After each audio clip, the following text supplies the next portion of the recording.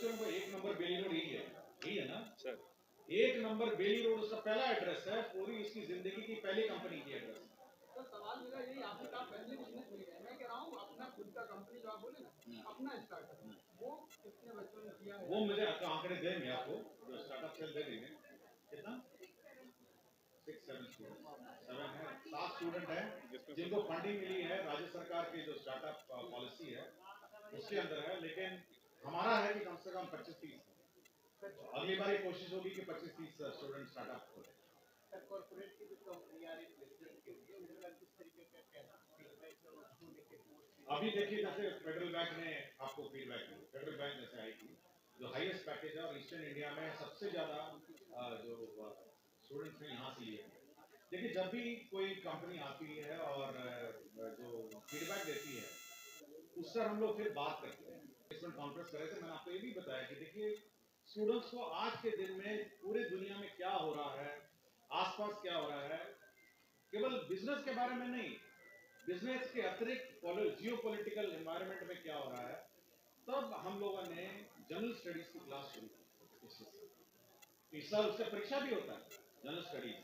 तो जब हम लोगों ने देखा कि क्या स्टूडेंट्स में कमी है, हम तुरंत कोर्स शुरू करते हैं। और साथ ही साथ लॉजिस्टिक्स, अब देखेंगे जितने कंपनियां हैं आपके ब्रोशर में जो मिला है, मैक्सिमम फाइनेंस है। तो हम लोगों ने कहा क्यों नहीं हम एक स्पेशलाइज्ड फाइनेंस कोर्स करें, तो एमबीए फाइनेंस का कोर्स शुरू किए। और लॉजिस्टिक एक सेक्टर है जहां पे हम लोग को लग रहा है कि हम लोग अभी मतलब एंटर नहीं कर पा रहे हैं, मतलब प्लेसमेंट सिनेरियो में भी, क्योंकि हमारे को स्पेशलाइज्ड कोर्स नहीं है।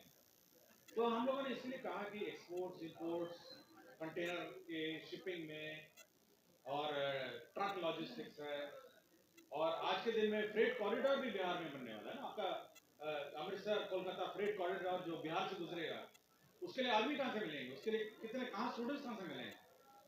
तो हम फ्यूचरिस्टिक हैं कि जैसे ही फ्रेट कॉरिडोर शुरू होगा, एलएन मिश्रा का स्टूडेंट वहीं पे जाके नौकरी करेगा।